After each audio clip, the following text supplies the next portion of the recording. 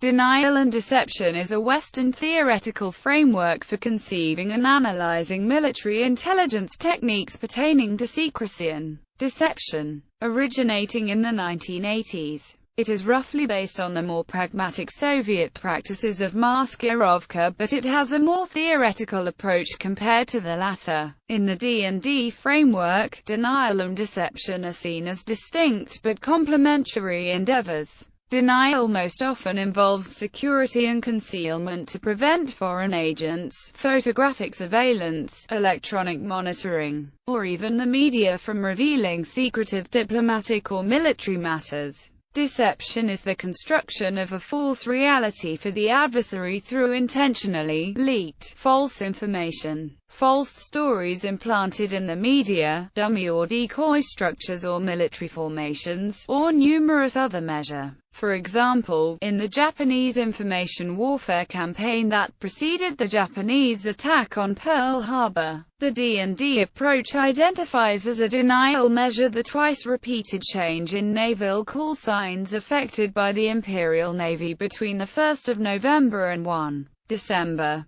It identifies as a deception measure the Japanese Foreign Office announcement that a large Japanese liner would sail to California on December 2 to evacuate Japanese citizens. A denial and deception campaign is most effective when numerous denial and deceptive efforts are coherently coordinated to advance a specific plan. However, the most effective such operations are very complex, involving numerous persons or organizations, and this can prove exceedingly difficult. A single failed denial measure or deception can easily jeopardize an entire operation. According to Abram Shulsky, democracies, like the United States, had difficulty employing denial and deception campaigns. This is largely due to the open media of most such societies, which frequently expose any major operations undertaken militarily or diplomatically. Also, legal restrictions tend to hamper governments and particularly intelligence services in democratic societies. The exception to these restrictions occurs in wartime, when some measure of martial law is imposed and legal impediments are relaxed.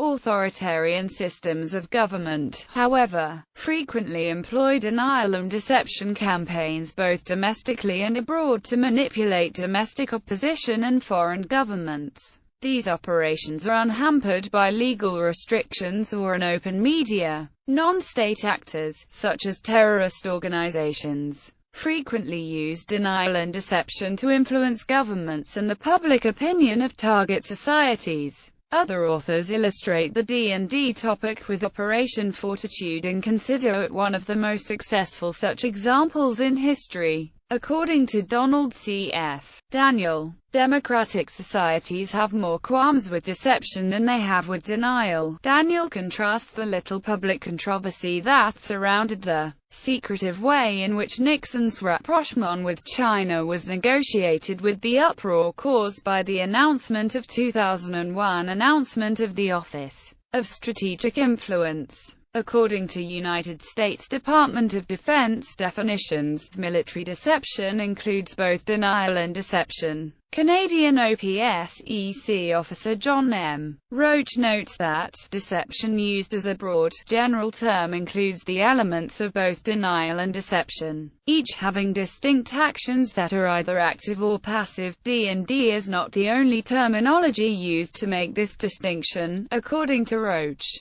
Passive deception is another technical term for denial. Western writers see the Soviet maskirovka practices as not drawing a sharp or significant distinction between the two components of denial and deception. The Islamic concepts of Kitman and Taqiyya, or at least the jihadist interpretations thereof, have been seen by Westerners as the equivalents of the two components of denial and deception. Since Taqiyya is a word with Shiite connotations, Sunni militants sometimes prefer to use the word iham instead, roughly with the meaning deception of unbelievers. Although the Chinese deception theory literature is vast and uses rather different terminology, Some recent surveys have identified that seduction, understood as convincing the enemy to make fatal mistakes, is considered the highest form of deception, while confusing or denying information to the enemy are considered lesser forms.